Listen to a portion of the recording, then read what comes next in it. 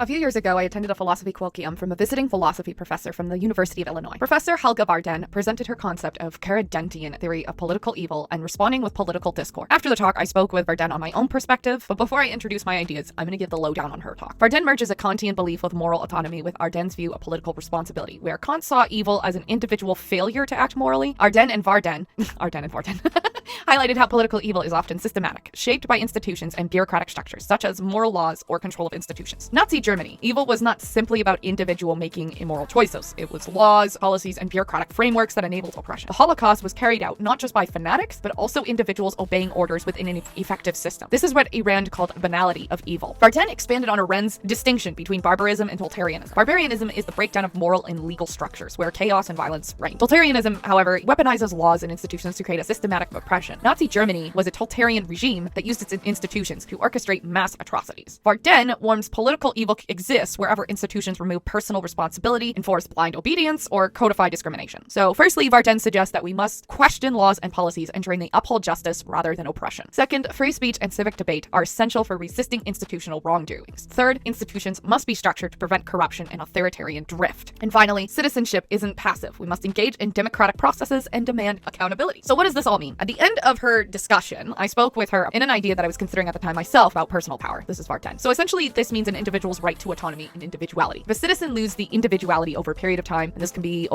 due to, and I think a lot of that can definitely be related to depression. Depression can definitely make a person lose a sense of drive and power and ability to really accept themselves, but also it might be leaning on in situations where maybe you grew up a certain way that didn't allow the ability to develop your own autonomy. If a citizen loses individually over a period of time, or they never had it in the first place, they are more likely to be susceptible to so-called answers that an authoritarian leader or party could provide. It is easy to suggest that if you're lacking a sense of identity, you're less likely to be able to interact and involve yourself in political discourse on political evil. So where does this leave us at? I think it's a fair assessment that people are feeling maybe defeated within the United States, but also when we're on social media, it's easy to see all the negative and less positive things, but also we don't even see in the comments representing things that represent us, or even we might find in one comment section, everything is completely negative and maybe not even represent your personal beliefs at all, and perhaps doesn't even represent the majority of the population, but we see that more than anything else.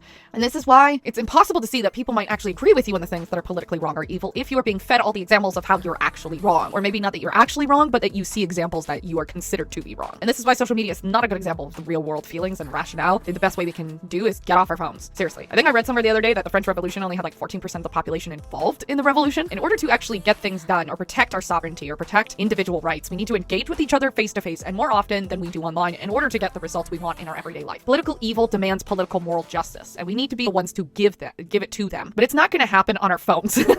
It's going to happen with you developing your own sense of identity and convictions. I believe in you.